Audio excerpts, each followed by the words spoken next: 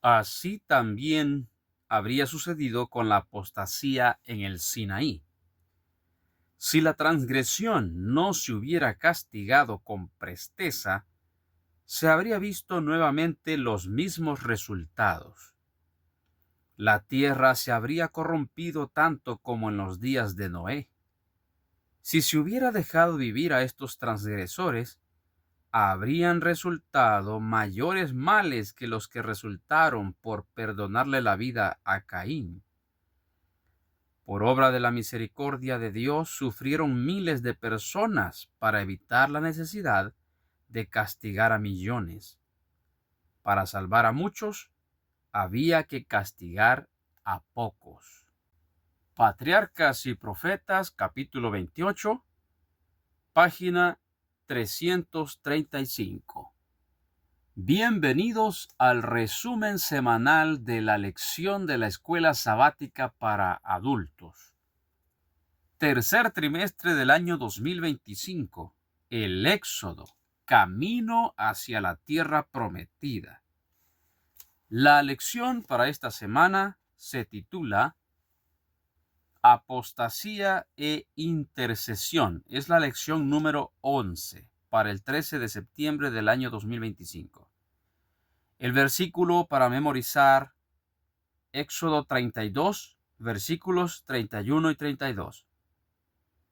Entonces volvió Moisés ante el Señor y le dijo: Este pueblo ha cometido un gran pecado, porque se hicieron dioses de oro. Te ruego que perdones su pecado, y si no, ráeme ahora de tu libro que has escrito. La lección de esta semana habla de cómo el pueblo de Israel, después de desesperarse porque Moisés tardaba, entre comillas, de bajar del monte, empezaron a pedir un Dios visible para poder adorarlo. Cometieron un pecado tan grande que tuvo que ser castigado de inmediato. Pero se resalta la intercesión de Moisés delante de Dios, rogando, gimiendo a favor de su pueblo. Punto número 1. Liderazgo fallido. En Éxodo 32, del 1 al 6, vemos al pueblo, como ya dijimos, buscando hacer un Dios por la desesperación de que Moisés tardaba. Moisés estuvo 40 días con el Señor. Para él fue muy poco, pero para el pueblo pareció algo largo. Moisés había dejado a Aarón como un líder que mientras él estuviera ausente, él tendría que lidiar con el pueblo. Aarón se mostró demasiado débil, un líder tan débil delante de un pueblo tan rebelde. Es decir, se necesitaba un líder firme para poder llevar adelante el liderazgo. A Aarón, vemos según el capítulo 32, Aarón cedió a la presión del pueblo. En momentos difíciles se necesitaba firmeza, pero él dejó llevarse por la presión que el pueblo hacía. Leamos en el libro Patriarcas y Profetas, capítulo 28, página 327. Para hacer frente a semejante crisis, hacía falta un hombre de firmeza, decisión y ánimo imperturbable. Un hombre que considerara el honor de Dios por sobre el favor popular, por sobre su seguridad personal y su misma vida. Pero el jefe provisorio de Israel no tenía ese carácter. Aarón reconvino débilmente al pueblo, y su vacilación y timidez en el momento crítico solo sirvieron para hacerlos más decididos en su propósito. El tumulto creció Un frenesí ciego e irrazonable pareció posesionarse de la multitud. Algunos permanecieron fieles a su pacto con Dios, pero la mayor parte del pueblo se unió a la apostasía. Unos pocos se osaron denunciar la propuesta imagen como idolatría. Estos fueron atacados y maltratados, y en la confusión y el alboroto perdieron finalmente la vida. Qué terrible es entonces cuando un líder en la iglesia, un líder se manifiesta débil ante una situación donde debe estar firme. Al final hay confusión, hay alboroto y hay hasta peligro de muerte. Punto número 2. La idolatría y el mal. Es en Éxodo 32:6 donde vemos cómo la idolatría condujo rápidamente a asuntos más degradados todavía, porque así es el pecado. Te lleva de lo malo a lo peor, hasta hundirte más y más. Dice Éxodo 32:6, y al día siguiente madrugaron y ofrecieron holocaustos y presentaron ofrendas de paz, y se sentó el pueblo a comer y beber, y se levantó a regocijarse. Qué tremendo, hermano. Ni siquiera descansaron, se levantaron de madrugada.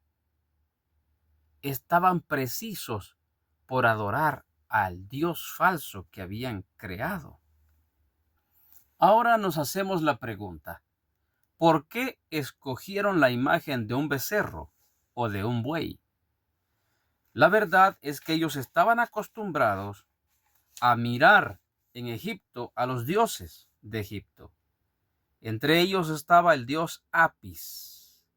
El dios Apis era la imagen de un toro con un sol en la cabeza. Era exactamente la adoración al sol. Cuando nosotros vemos la construcción del templo de Salomón y el santuario, como vimos la semana pasada, Dios le pidió al pueblo que hiciera la fachada del santuario hacia el este, hacia donde sale el sol. De modo que cuando los adoradores entraban al templo o entraban al santuario, ellos le daban la espalda al sol. Esta instrucción de Dios tenía como objetivo mostrar a todo el pueblo, a toda la tierra de aquel entonces, la tierra del Mediterráneo, la tierra de los egipcios, la tierra de Canaán, que eran adoradores del sol, entre otros dioses, el principal era el sol, tenía como propósito rechazar rotundamente la idolatría de adorar al sol y mostrar que el único Dios verdadero es el eterno. Así que ellos, al hacerse un buey, un becerro, como imagen de oro, estaban dándole totalmente la espalda a Dios y ahora adorando al sol.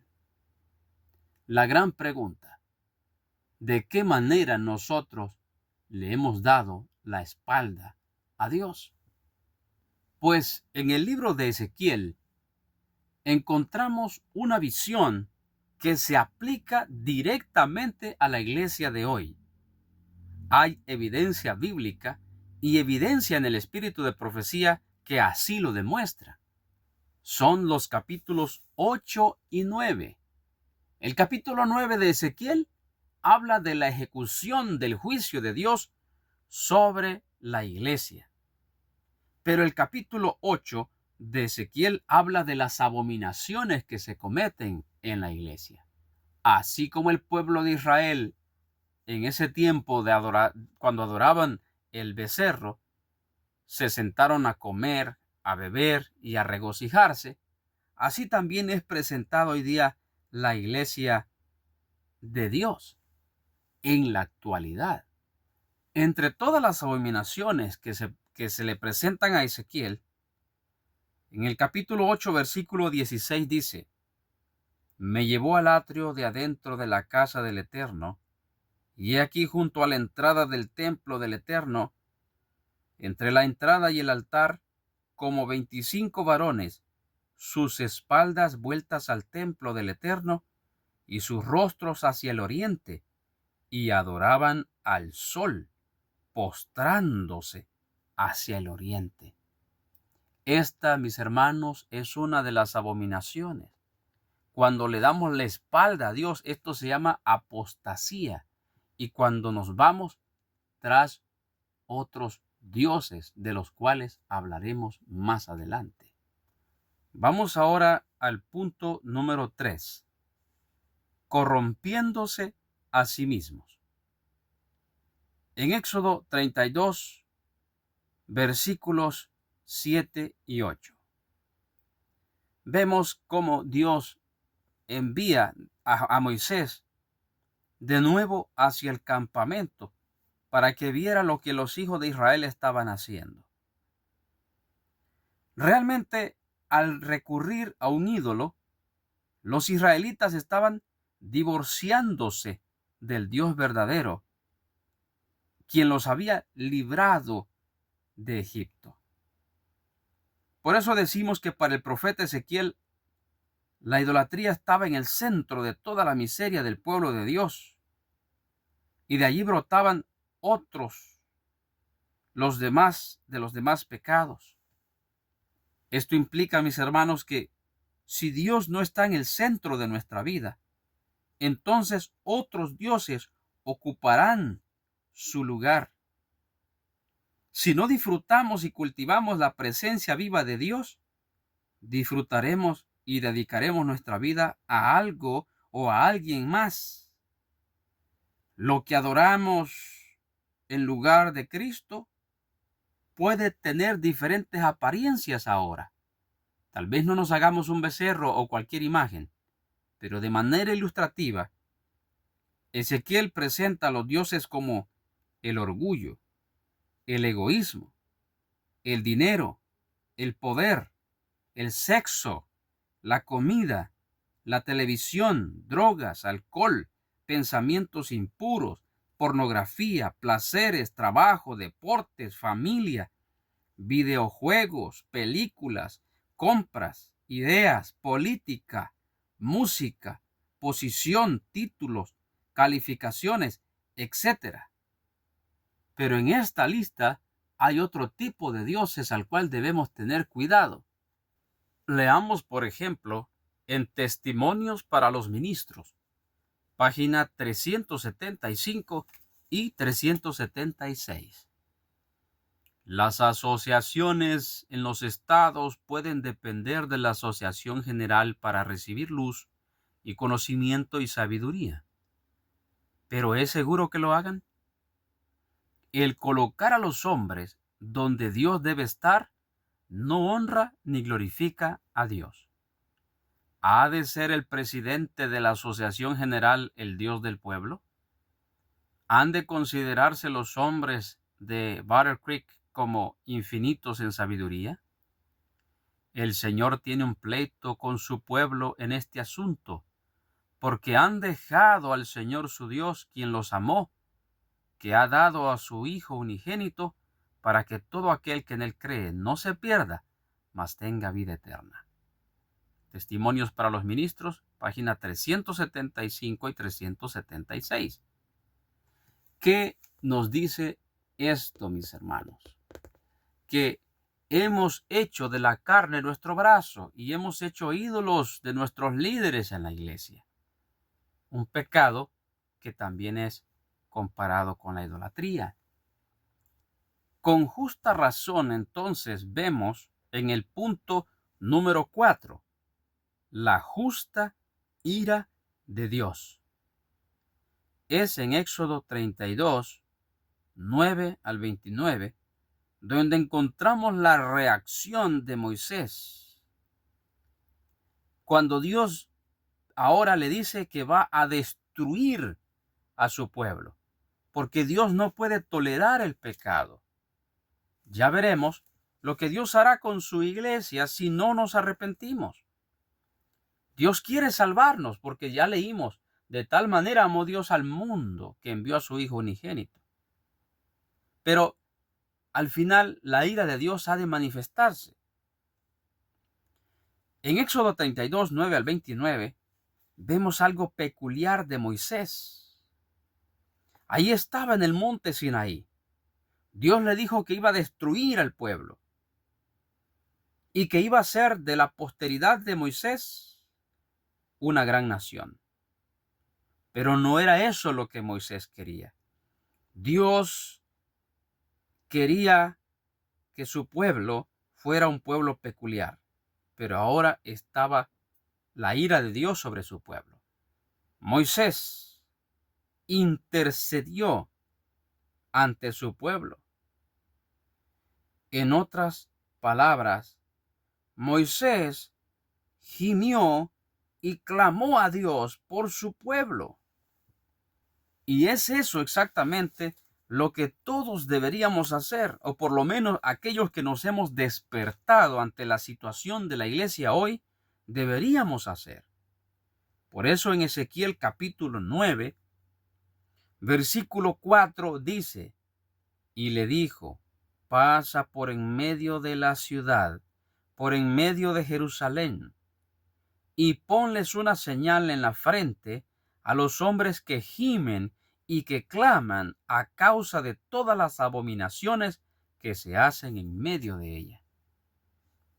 De acuerdo con Joyas de los Testimonios, volumen 1, página 336, estas palabras se aplican a la iglesia. Vemos que hay un grupo pequeño, muy pequeño, que está gimiendo y clamando por las abominaciones que se hacen en la iglesia, exactamente como Moisés hizo en el Sinaí, intercediendo por su pueblo. Todos nosotros debemos no desear la perdición de la iglesia. Ante tal circunstancia, ante tal situación en la iglesia de apostasía, no deberíamos desear la ira de Dios sobre su pueblo para que se pierda el pueblo. Nosotros deberíamos ser salvadores, intercesores por las abominaciones que se hacen en medio de ella. Y sobre todo nosotros personalmente deberíamos convertirnos. Pero sí, mis hermanos, si esta situación sigue de la misma manera, ¿qué hará Dios? La ira de Dios obviamente se manifestará. En el libro Joyas de los Testimonios, volumen 2, página 66, leemos. Aquí vemos que la iglesia, el santuario del Señor, era la primera en sentir los golpes de la ira de Dios. Los ancianos, aquellos a quienes Dios había brindado gran luz, que se habían destacado como guardianes de los intereses espirituales del pueblo, habían traicionado su cometido. Vamos ahora al último punto, el quinto, intercesión. Veamos cómo Moisés fue tan pero tan lejos con su oración intercesora. Y vamos a leer en Éxodo 32, versículos 30 al 32. Dice de la siguiente manera: aconteció que al día siguiente dijo Moisés al pueblo: vosotros habéis cometido un gran pecado, pero yo subiré ahora al Eterno, quizá le aplacare acerca de vuestro pecado. Entonces volvió Moisés al Eterno y dijo: te ruego que este pueblo ha cometido un gran pecado, porque se hicieron dioses de oro, que perdones ahora su pecado, y si no, ráeme ahora de tu libro que has escrito. Qué tremenda intercesión, mis hermanos, y qué tremenda lección para todos nosotros. Si es cierto que la iglesia está en un estado deplorable, que incluso hasta se compara con una ramera, de acuerdo con las escrituras de la Biblia y el espíritu de profecía. Pero no es nuestro propósito y nuestro deber, ni siquiera la misión que Dios nos ha dado, el condenar a la iglesia. De ninguna manera. No es nuestra misión traer juicios contra la iglesia. No. Es hacer exactamente lo que hizo Moisés. Interceder por su pueblo. Es que si nosotros no estamos dispuestos a dar la vida por nuestro hermano que está en pecado, no deberíamos siquiera murmurar de él. Se entiende la lección y espero que se entienda. No debemos condenar a nadie. Solamente podemos hablar de alguien si realmente estamos dispuestos a dar la vida por ese alguien que ha cometido un error. Cerramos con esta cita contundente que nos lleva a tremenda reflexión. En el libro Patriarcas y Profetas, capítulo 28, ahora la página 337 dice: la intercesión de Moisés en favor de Israel ilustra la mediación de Cristo en favor de los pecadores. Pero el Señor no permitió que Moisés sobrellevara, como lo hizo Cristo, la culpa del transgresor. Al que pecare contra mí, a ese raeré yo de mi libro, dijo. Sí, mis hermanos, está claro. Cristo llevó la transgresión de todos nosotros, y ninguno de nosotros puede llevar la transgresión de otro. Cada quien será responsable delante del Eterno. Por lo tanto, todos preparémonos y despertémonos con estas palabras. Y que el sol de justicia alumbre nuestras vidas hoy, trayendo paz a cada corazón y a cada familia.